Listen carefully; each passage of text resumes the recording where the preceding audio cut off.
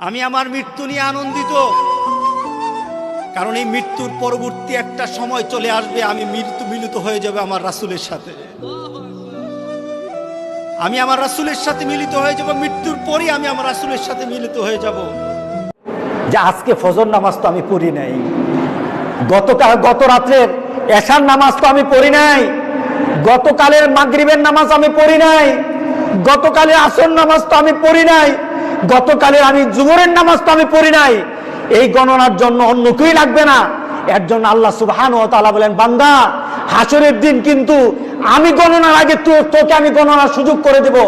রাতের বেলা জাগো, প্রথম আকাশে আল্লাহ চলে আসেন, বান্দাকে ডেকে ডেকে আল্লাহ বলতে থাকেন, কেউ কি আছো আমার কাছে চাওয়ার, আমি মাফ করে দেব। তুমি মদ খাও তবু নামাজে আসো, তুমি জেনা করো তবু নামাজে আসো, তবু নামাজে আসো, তবু নামাজে আসো। মুসলমানদের মসজিদ জ্বালিয়ে দিতে পারবা, মুসলমানদের কোরআন জ্বালিয়ে দিতে পারবা, মুসলমানদের বাড়িঘর জ্বালিয়ে দিতে পারবা, তবে গোটা পৃথিবী থেকে মুসলমানদের ঈমানকে তোমরা জ্বালিয়ে দিতে পারবা না। আমার কোরআন নিয়ে কথা বললে, আমার রাসূল নিয়ে কথা বললে, I am the last person.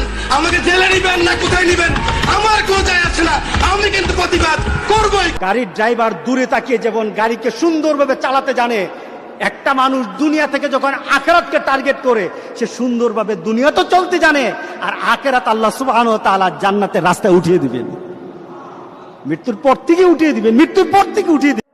আমি অনেককে দাফন করেছি, অনেককে জানাজা দিয়েছি, অনেকের কাফনের কাপড় আমি কাটতে দেখেছি, অনেককে আমি গোসল করাতে দেখেছি, অনেককে আমি জানাজায় উপস্থিত হয়েছি অনেকের, যে আমার যদি এখন চলে আসে আমি আল্লাহর দরবারে কি জবাব দেব, আমার যদি এই মুহূর্তে চলে আসে আমি আল্লাহর দরবারে কি জবাব দেব।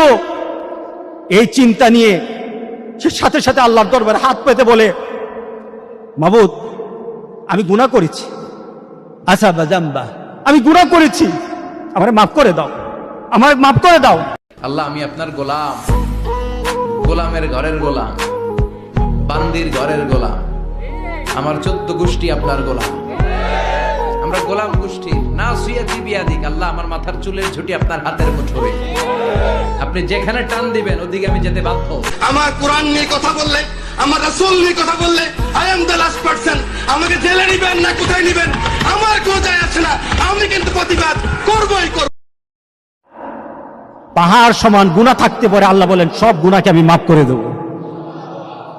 তোর গুনাহ আকাশ সমান, আকাশ সমান, আমি গুনাহকে মাফ করে দেব।